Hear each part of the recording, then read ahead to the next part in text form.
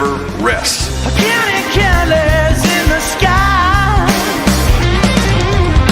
What a thrilling time to be alive. What is up, everybody? Sunday night, it's the Georgia Show. I'm Jake Rose, Rusty Mansell. We're from Dawgs HQ. We're going to hear from Prize Picks. Going to hear from My Perfect Franchise tonight. But we're also going to talk about Kirby hitting the recruiting trail hard. Rusty, Florida, Nashville, 5-star quarterbacks, not just one. He saw two, and get to Georgia. Kind of listen, a little 5-star talk, a little 5-star buzz for Georgia already in 2025. But hey, it's early and it's a different game. We cover a different sport now in the off season, so we're making adjustments too in mock draft season. I got a whole mock draft roundup in front of me. Going to post it at DawgsHQ in the morning. Let's see, doing a little slick counting here. 9 mock drafts. Going to give you a little bit of a rundown of kind of where Georgia players are setting up. But Rusty, what's going on, man? What's going on with you? I'm watching the Georgia Bulldogs audition tape, I guess, for NFL today. I mean, everywhere I turn around, it's either James Cook touchdown, Nolan Smith sack, Jalen Carter knocking dudes out. I mean, Jordan Davis had a sack. Jordan Davis had a sack. Keely Ringo's making plays on special teams. I mean, it's kind of tells you, man, how special a group Georgia has had, what they've, what they keep bringing in. I mean, it is just it's really crazy what Kirby's done over the last 6-7 years. Obviously, those 21 and 22 teams, very, very special national championships, but you see them dominating in the NFL. And, I think every Georgia Bulldog fan's excited about that. You're on mute. No more days without an accident. Come on, man. We had it, dude. No more days without an accident. We gotta get up there on the board. It's like factory work right here. I do it all the time on mine and Roos's radio show, and like on there we can see each other. And man, you should see the panic he goes into when I'm on mute, like thinking I can't see him. Get the dead air. But yeah, James Cook surprised the heck out of me, man. Like the way James Cook has turned into, and the funny thing is when he first came to Georgia, I was like, hey, Dalvin wasn't a big 210-pound back when he came into college either. Like, I still think Cook can develop into an every down back. Mm-hmm. And then he couldn't stay healthy as a freshman. And then it was nicked and bruised and bumped and bruised as a sophomore. And you're like, Ali, here it goes. Then as a junior, I still think he had a better year, but he got nicked up. And man, it just came together for him as a senior and got him rolling. And now, 20 touchdowns, I believe, in 19 games this year. It's unbelievable. He's playing with an alpha quarterback too. I mean, he couldn't be in a better spot for him. They've invested, in that offensive line up there and drafted guys. I'm thinking, selfishly, where would Ladd McConkey be if the Bills, because the Bills were really close to taking him. They took Keon Coleman, I think 2 picks in front of Ladd McConkey.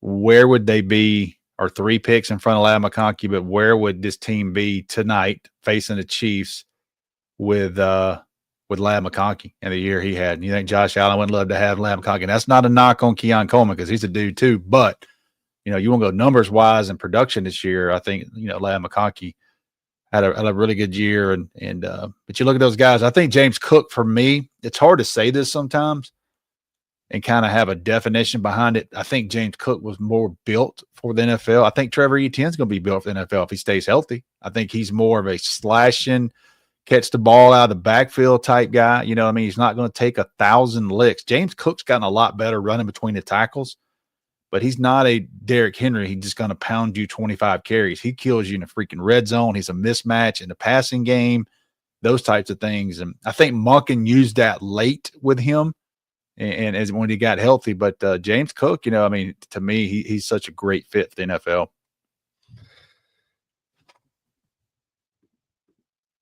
Sorry, my computer froze up on me there for a second. I was actually not muted that time. So the talent that they lost off that team is obviously, big, and they did a pretty good job replacing it. They had some guys stuck around. They really couldn't keep them healthy and couldn't get the job done in that year 3. It kind of fell off a little bit more this year, especially with some of the injuries and some of the guys they lost. It was a much different team once you knew your two best X receivers were kind of out, and then Georgia kind of struggled throughout the year.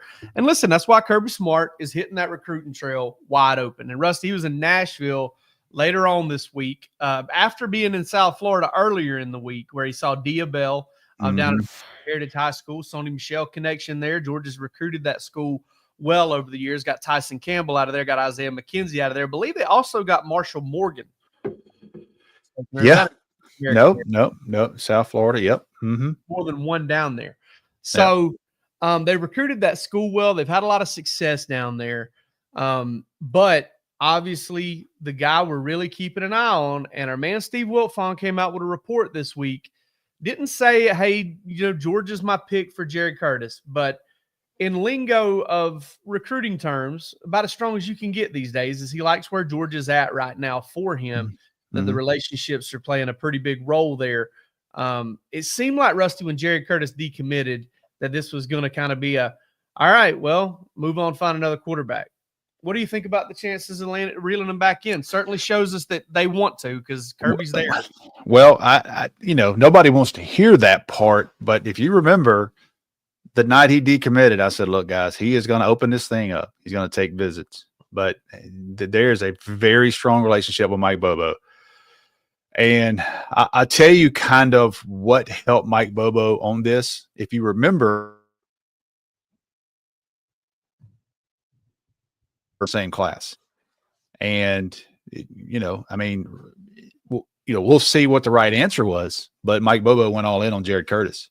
And Jared Curtis basically asked Georgia, can I commit? I mean, is this a committable offer? And they said, anytime you want to. And he committed. He took the spot. And then, a month later, Julian Lewis reclassifies. So there was some stuff there that probably, if Georgia lands them, that decision on Mike Bobo to take Jared Curtis to go all in on him, and that's what you have to do, man. You got to find one and go with it. And lo and behold, Mike Bobo goes in on a guy who wasn't at the time now, not even close. He's going to wind up being the number one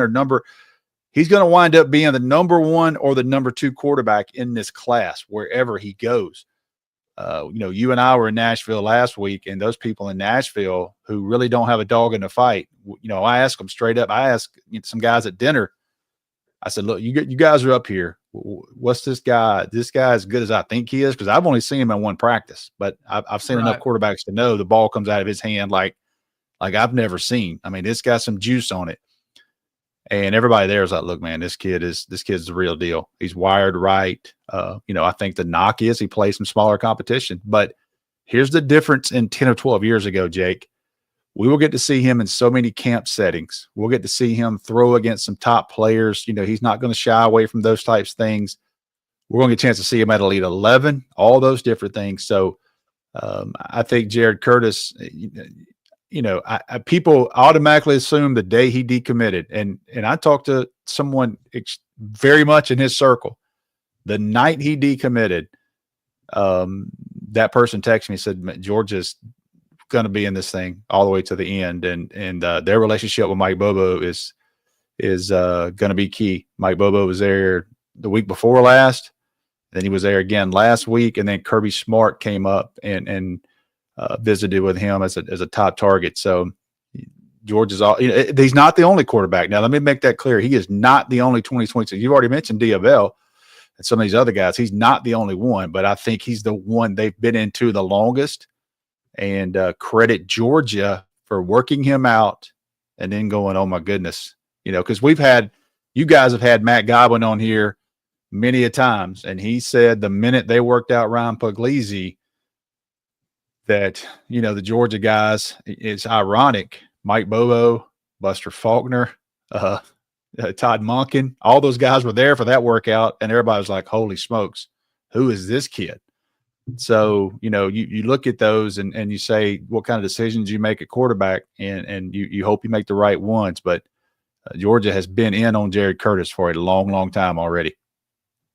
Yeah. And, the verbiage gets a little weird here because you say all in and you say all in and it's like, yeah, that's their top target and they're not going to pull any punches, and they're deep into that recruitment and there's a lot of time in there. They're pot committed, all these sorts of things. Yep. It doesn't mean that it's Jared Curtis or bust. Correct. Like you said, I mean, it's yeah. You know, that they extended an offer to a Houston commit early this week. I mean, Georgia's definitely still evaluating quarterbacks. And listen, if Jared Curtis says, let's say he comes on campus June 13th and he says, I am done. This is it. I'm done. They're probably still, though they have another week of camps. They'll have at least one more camp at the end of July, but they'll have like another week of camps. I think this is the first year, Jake, that July is dead. Okay, well, that'd be nice. That last week, which was a waste. That last week was a waste. Coaches hated it. High school players hate it. So you look at the month of June, and not only are those OVs going to be big, those camps will be big. Yeah. As far as that, but they'll also. The point I was getting to was he commits on June the 13th, and they've got another week of camps, and they've got 5 more quarterbacks set to come in and throw. They're not going to tell those quarterbacks if they're 2026 or not to come throw. They're still going to come throw for them. They're still probably going to talk to them and recruit them, but their plan is to take one, and if they could get their pick, that one is Jared Curtis. And sometimes you look at like Ryan Puglisi. I mean, he committed to Georgia with Dylan Raiola. You know, and he knew that whole deal there, and knew they were, you know. So there's sometimes it doesn't matter. You kind of like a kid like that. It's, you know. So I'm not saying it's the only one. You're right. You got to be real careful because they are recruiting a lot of quarterbacks, and Mike Bobo has been the guy going to watch quarterbacks. You know, we talked about it on the board, even though it was a 2027, the young man Kareem Hughley out of Gainesville. They went and watched him throw this week. I mean, there's.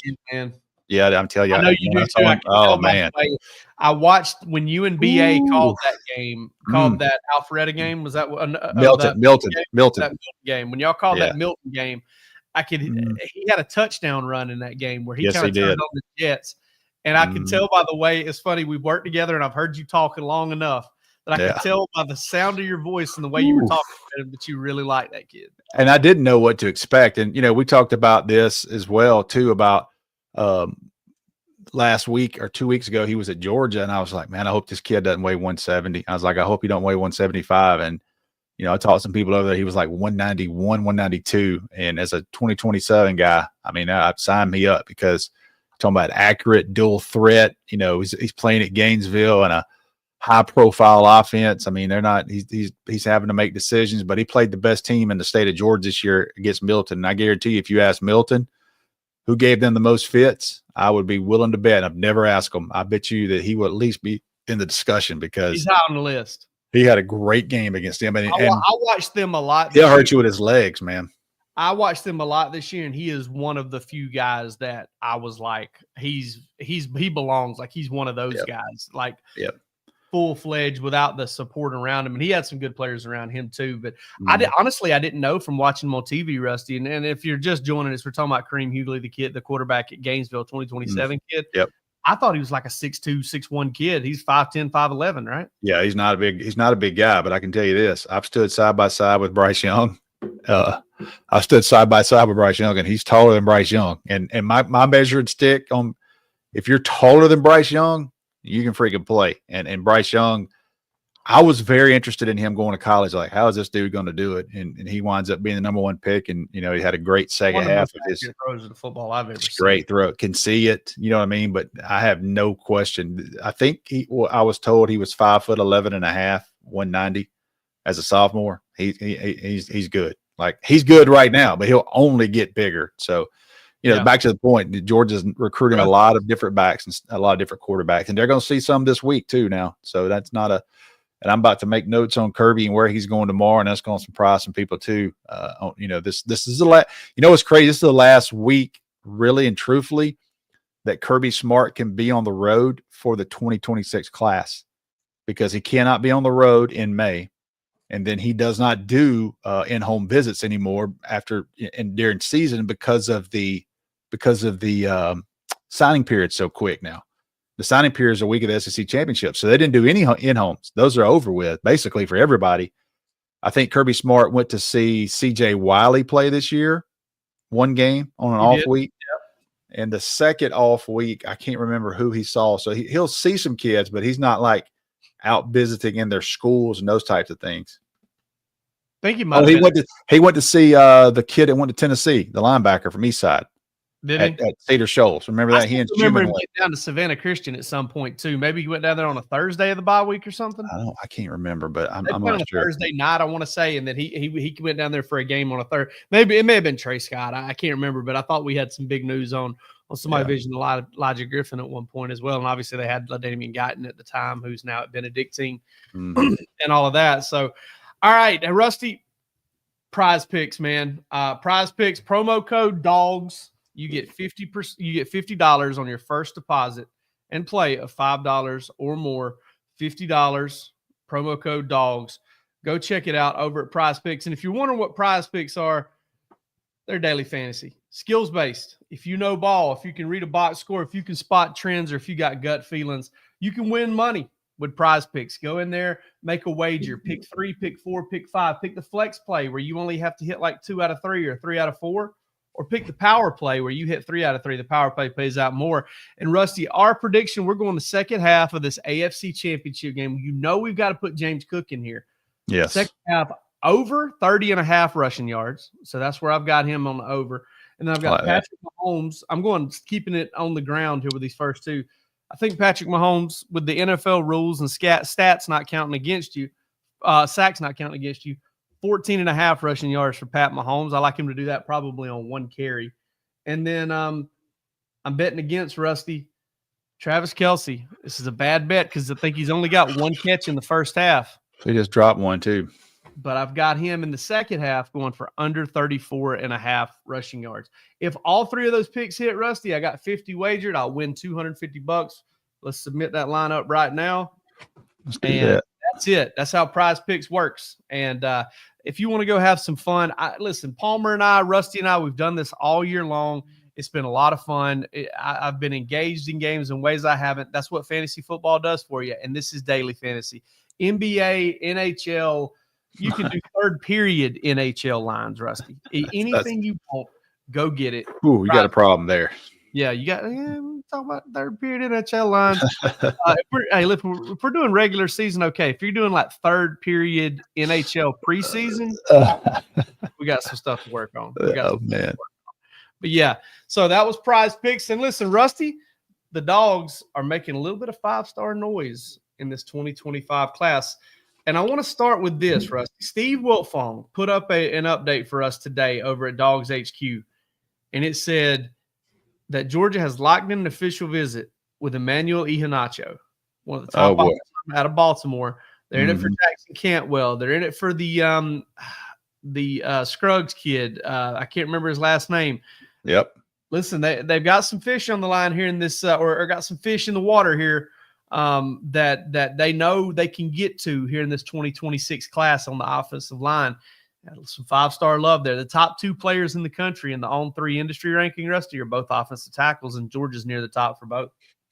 Yes, and we've had enough O-line discussion today on the dog walk, and I'm sure that's not going to stop. But here's the thing: you got to win some battles out of state, and Georgia, I think, recognized that again early, and they've been on those guys. Jackson Cantwell has been to Georgia a lot of times. It'll be interesting this week when we get this this junior day visit set up for next weekend. I think Georgia's going to have a strong group of players in town next weekend. And what's important for that is those guys are the dead periods in February. So Georgia's trying to get a last key unofficial visit with those guys this weekend, and we'll see who they get in town. We'll be all over it. And that's possible with Iheanacho, the big 6'7", 350-pound tackle out of Baltimore. Georgia, and I believe it's Georgia and Texas, or Georgia and another program are kind of vying for that last visit before the dead period. And he could be one of those guys that gets into town next week. I'm excited to cover that one, Rusty, because it seems like it's kind of the one before things calm down. We'll get a little bit of breathing room in February, get to cover the Hoop Dogs a little bit. And then March will be right back to spring practice and stuff. So, but, as far as, there's the offensive line there, Rusty. What's another position? If you're looking at another position in this class that seems to be kind of heavy on talent, because I've got one in mind, especially out of state. What would it be? Where would you kind of look at a position that really intrigues you in this class? I've got one in mind out of state. I think in-state wide receivers getting deeper and deeper. and James Coley's, they're starting to offer guys, and that's good news for Georgia, I think, because, you want to follow this 2025 group with another strong class, and it helps you, man. I don't care what you think. It helps you in state to recruit these kids. A lot of these kids are, grew up Georgia Bulldog fans, and that helps. Don't think it doesn't. So again, this evaluation is getting out front of these guys. Here's the thing too. I talked with someone in recruiting this week, and he said, Rusty, these staffs around the country have went 2025, try to finish 2025 because it happened so quick. Then they went straight into a month of portal. So really, they've only had a chance to get into these 2026s deep the last 2 weeks. And that's why you're seeing offers all over the country, and including from Georgia.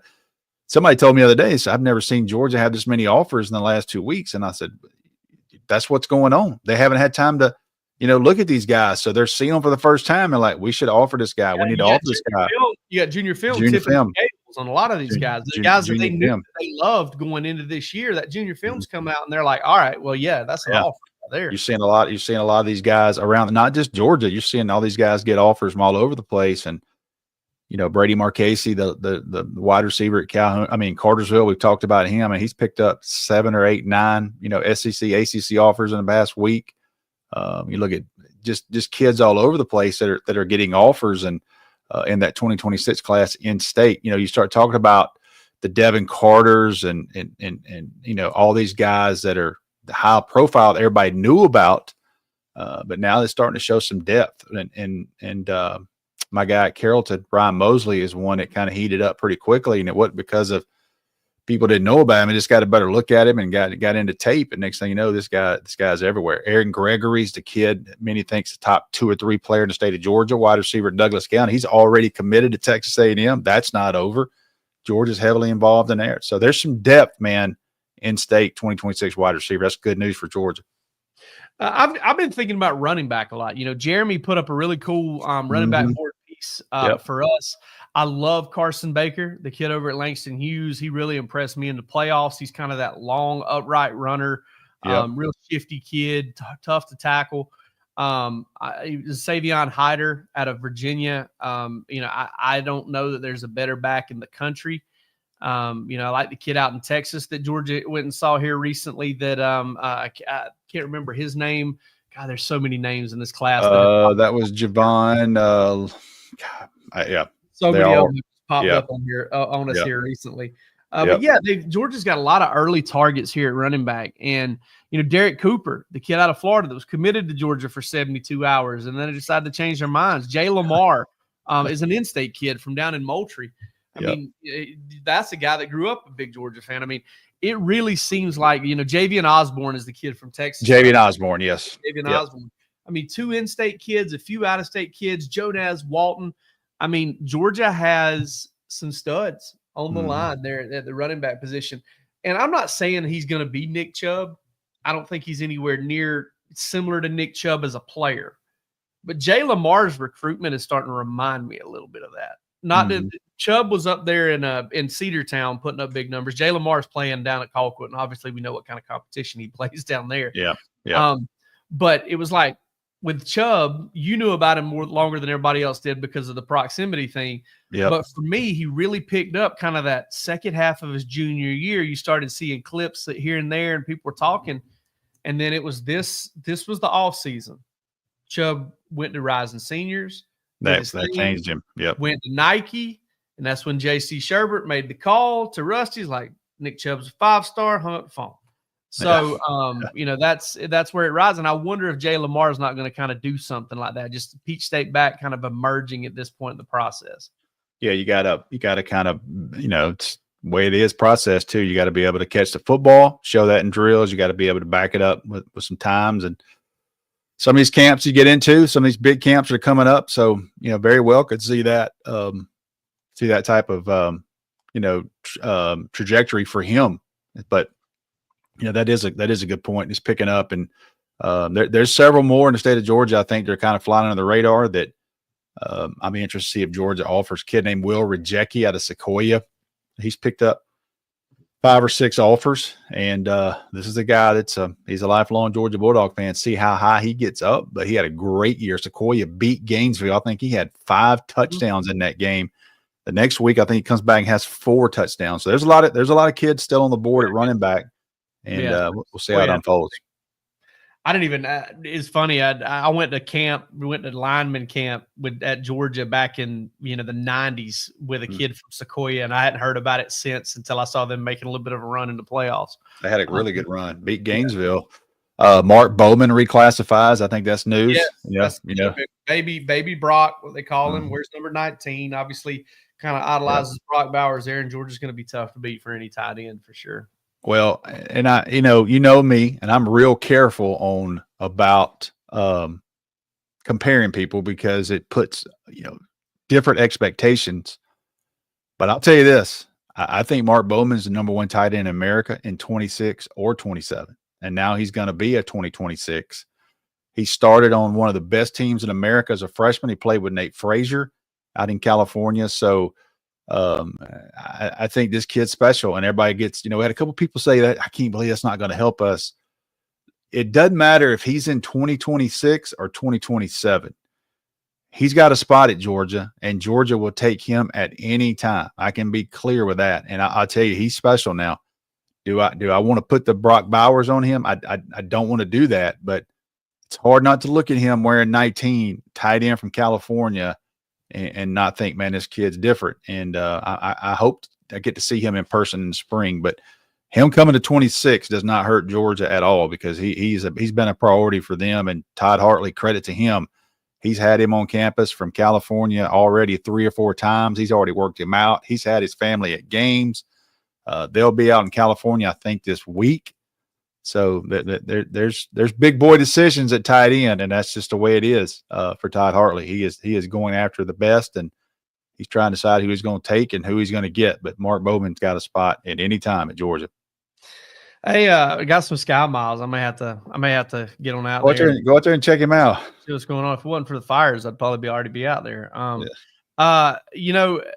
I'm pretty confident, Rusty, that if Mark Bowman had another twist in his recruitment and said, "Oh, wait a minute, I'm going to be a 2025 guy," I think they'd figure out a way to add him in June.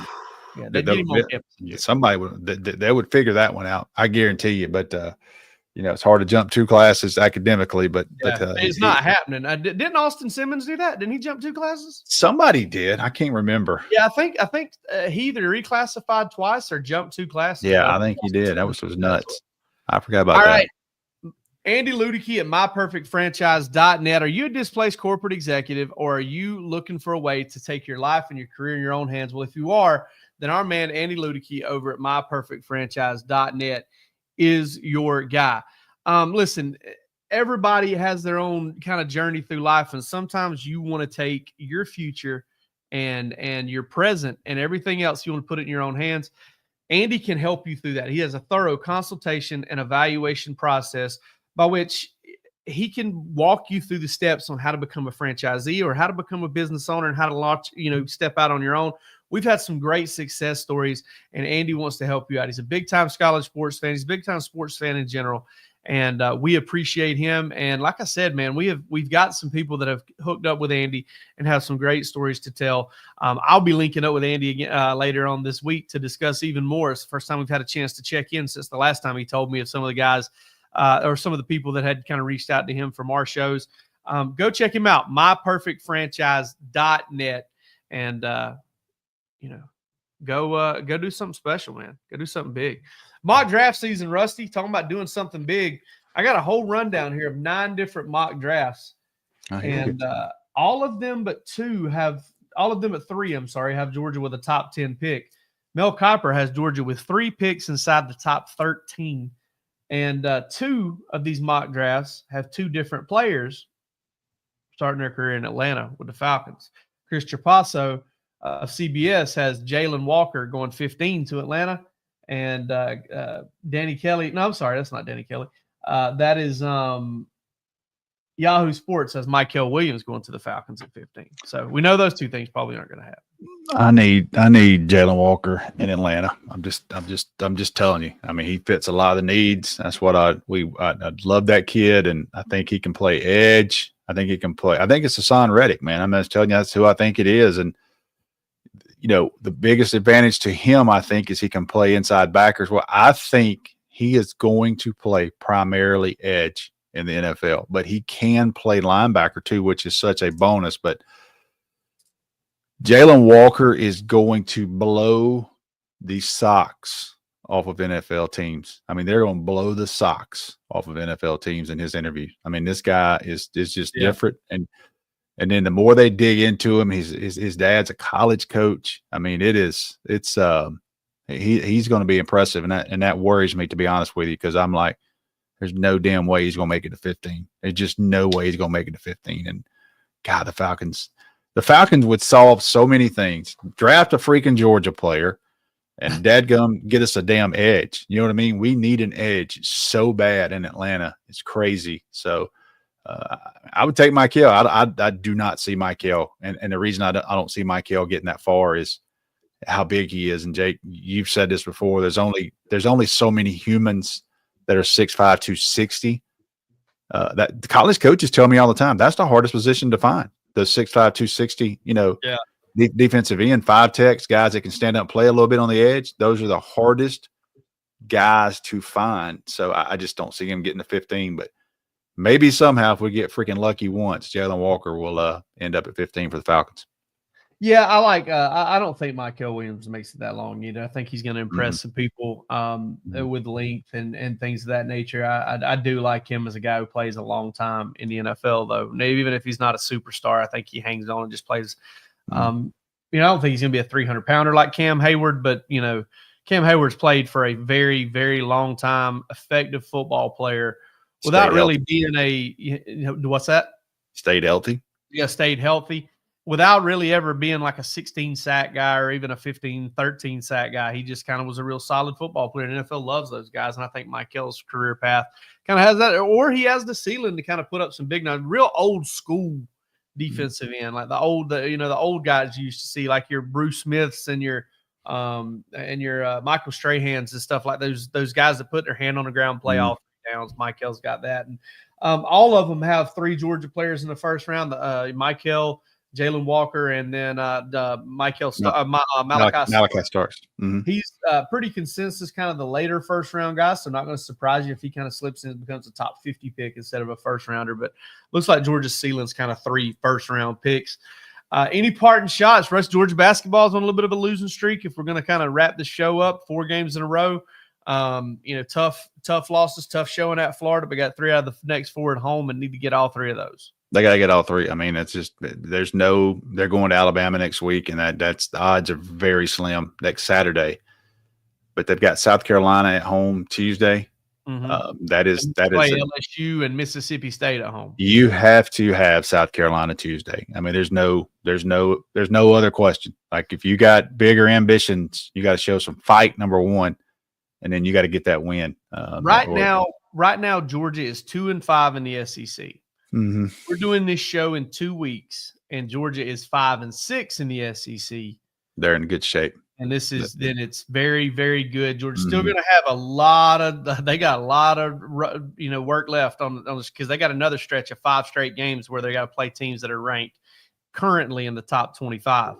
But that SEC tournament in Nashville is going to be insane. It's going to be insane. The league's incredible. We'll have it all covered for you at Dawgs HQ. NFL playoffs going on right now, about to be halftime in Buffalo. Go get your score update from them. I ain't trying to step on any toes. But we'll be back later on. Y'all take it easy.